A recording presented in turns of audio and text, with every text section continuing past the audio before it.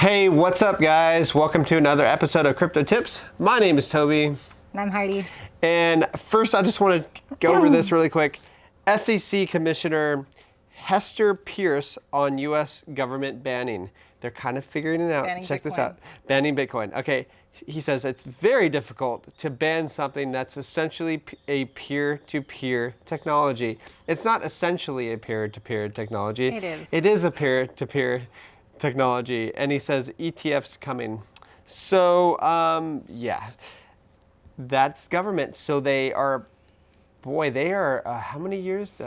They're over a decade behind this space, guys. So if any of you are worried about like the government catching up to this space, brother, I got to tell you that they are a long way behind. Yeah. And every day that goes on, they are falling so far behind because they have all this bureaucracy trying to get control of this space because they want to control the entire world financial system.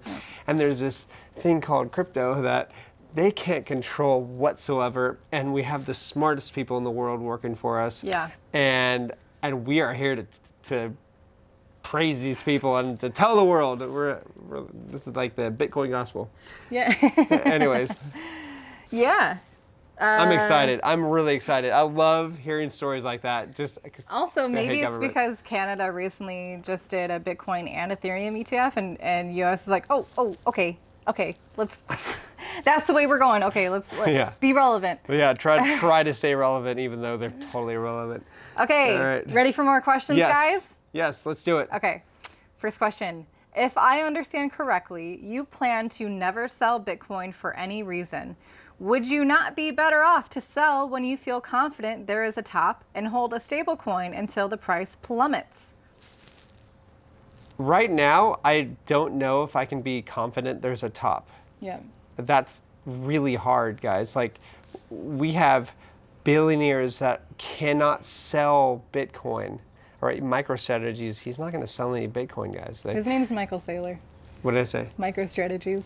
Oh yeah, Michael Saylor. Yeah, so like he's not going to sell any Bitcoin, guys. Yeah. And he's going to use that as collateral. So with that said, I'm not going to sell him a Bitcoin because I don't know when the top's going to come. You know, I mean, if I see a lot of Bitcoin being thrown onto the exchanges again, that could mean many different things. You know, that might be a good time to get out of alts for sure. But as far as Bitcoin, I don't know. I don't care about, like, for our financial position, we are okay with not selling our Bitcoin. Yeah. For somebody that needs to live and needs to pay for food or a house and you can get your dream house, go for it, guys. Like, hey, have fun. Yeah. Also, again, if you're new to crypto and you're trying to accumulate your positions, yeah, you're going to want to try to time the market. But the irony is that as a new investor, it's almost exponentially harder for you to time the market. So we can understand that's, you know, why it's probably more on your mind than ours necessarily of putting it all into stable coins to take it out. And like you were saying, it's hard to be sure, confident that there's going to be a top, especially this time around, this new narrative of Bitcoin. But that in itself is pretty risky. Putting it all into stable coins, that's risky. We're pretty conservative, and we've been very successful doing that. You don't have to take such high risks in crypto to find success in it. That's something that I definitely think any new investor should know, especially if you're feeling like, you know, you missed out or whatever, you're too late. Zoom out, and yeah, it's what we're always talking about. And I'm not going to sell the most scarce asset in the history of the world. We'll sell alts. I mean, I'm not selling it. It's so much easier to let go of altcoins that have an infinite supply or whatever. Bye-bye. Have like no use case. It's just hype from someone tweeting about it. Like, it's really easy for me to let go of that one. The alts we have are, you know, there's use cases to them. That's why we're in them. A few of them, but most of them is for profit, right? It's like a little. Sure, but even in a bull run, it's the easiest time to make money with an altcoin. But even if they're in profit, it doesn't mean that they don't have a use case. So like, I know. We're but most of them don't. There's 6,000 altcoins. Oh, I'm saying the ones that we hold. We hold a lot of altcoins. I know we have a lot of altcoins, If but you're in our they at Patreon least have group, a, you know what altcoins we're having in all of our they portfolio at least have updates. a use case, you know, so it's good. Yeah. I mean, we are much more lax about the altcoins that we speculate on during a bull run because the simple fact of the rising tide rises all boats. I mean, we saw in 2017 with the ICO bubble as well. There was plenty of them that were just vaporware. They had a white paper and that was it. They didn't have even, some of them didn't even have a wallet that people could download on their computer. You can only hold it on an exchange, which is a red flag if I ever saw one. But What, BitConnect? people basically, there's so much money flowing into the crypto markets during a bull run. Chances of your altcoin going up is pretty high. It's very easy to be profitable. And you need to disconnect your emotions from those coins when it comes time to take profits. Because the fact is most altcoins don't survive long term because the hype is over. And then when you're left relying on the value that the developers have provided, you know, with whatever innovations or solutions they're providing with that coin, is it there?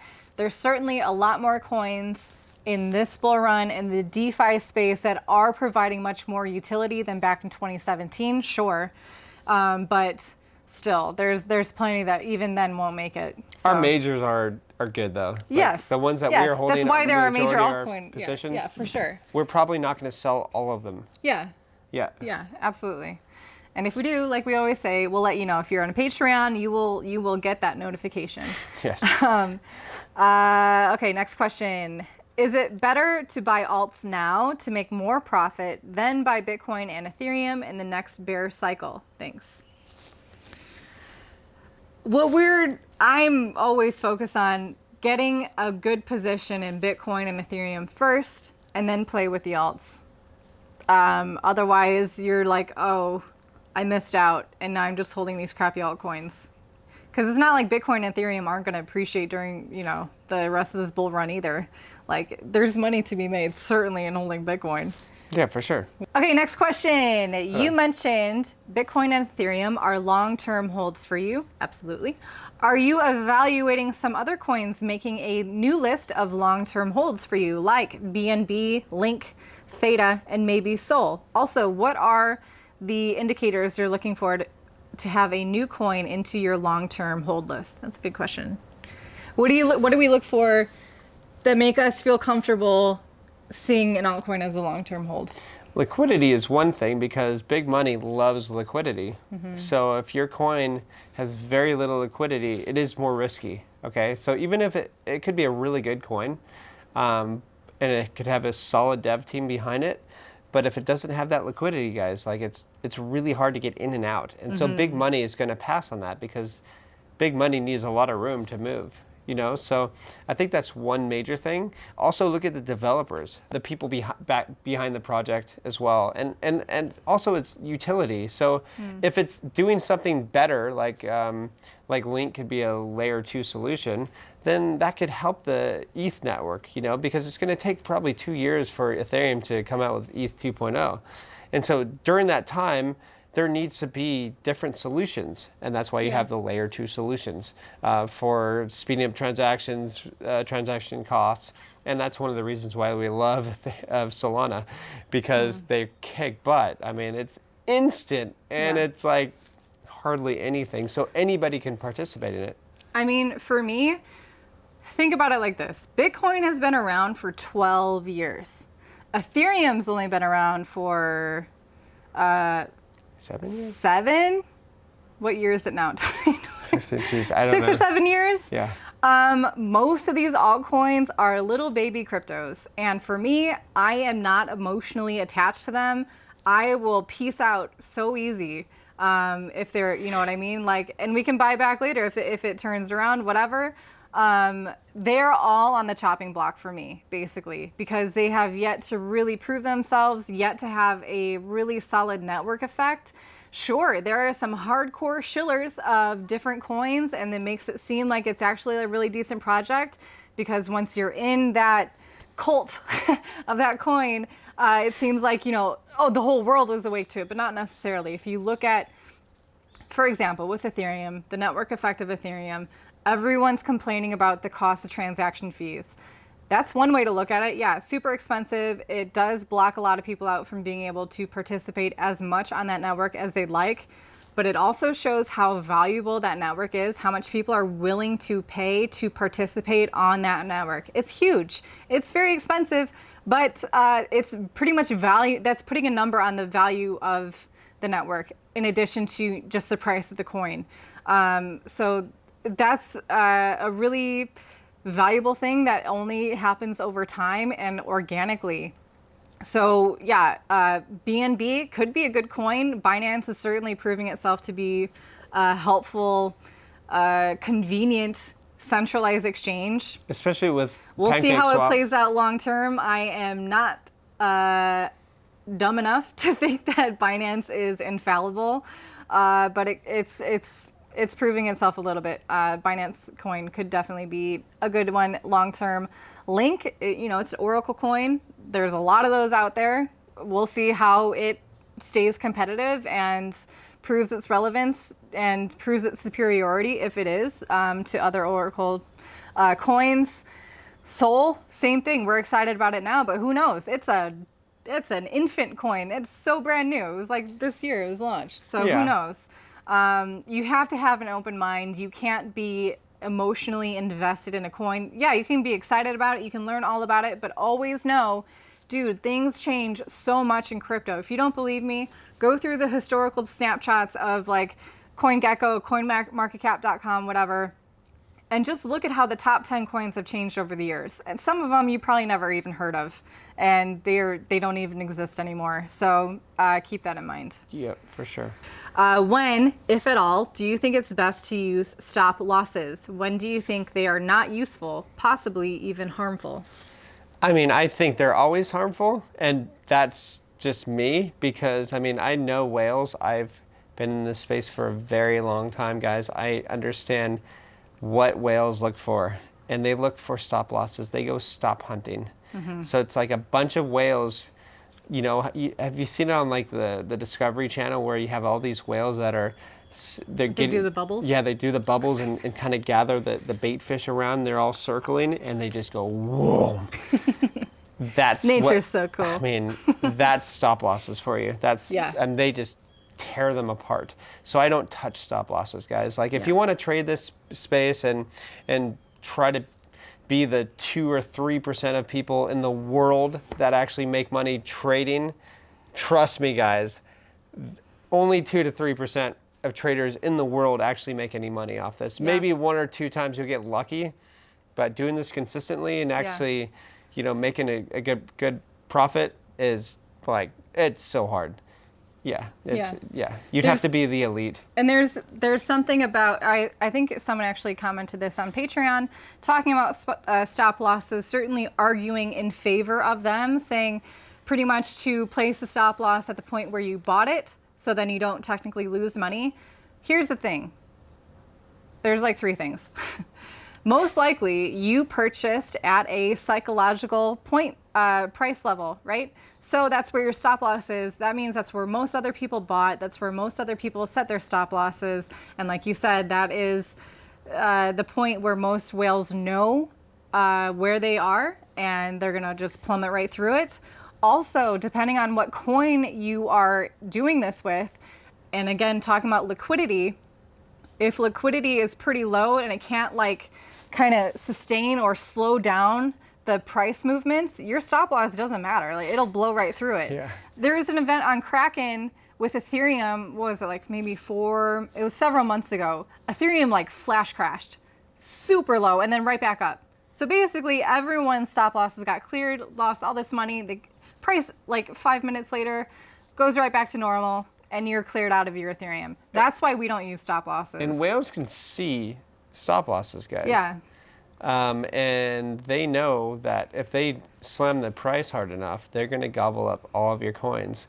So, there's these wicks down that are just go crazy, and it's just stop losses, boom, boom, boom, boom. So it's pretty. I mean, if you feel if it makes you feel comfortable, try it out, see how it works for you. just know the risks involved with it are huge. I think the best thing you can do if you have to use a stop loss is not for your entire balance or whatever, just do a little bit, and set it at a price that isn't a psychological price level. Those are your best bets, maybe a bit lower even. I don't know, who knows. Okay, here's a few from YouTube. Is there an option to earn interest in fiat so a passive income could be used instead of holding or reinvesting? Particularly helpful during a bear market, obviously. It's something that we're definitely very interested in and have done a lot of research on. We'll continue to do research on and take advantage of these staking opportunities, these lending opportunities. There wasn't really a lot of the options like this of generating many different passive incomes during a bear market specifically. No, this is great. Oh my gosh, I love this. This bear run's gonna be fun. I mean, because you can get especially with fiat on platforms like Celsius or BlockFi, you get the best returns on like USDC. Yeah, so like 8.6% on BlockFi, I think it is, for USDC, USDG, and C. It might go down that percentage might go down during a bear It depends. market, It all depends. I mean, the reason why Bitcoin went down, the API for Bitcoin went down, was because like not as many people were wanting to take out loans with Bitcoin. There were more people that wanting to lend their Bitcoin than take out loans. So that's why they had to lower it. And that was actually a really responsible thing that BlockFi did. And that actually gave me a little bit of more trust in that. Even though people were bashing it on crypto Twitter, I'm like, these people don't understand that this was unsustainable. Yeah. That video I did about BlockFi too, like what no one's saying about it, I was pretty much just pointing out the opaqueness of their practices of where they're generating their income. It's not obvious. But they did recently partner with Fidelity somehow. So that's definitely lending to its legitimacy. Huge. It is huge.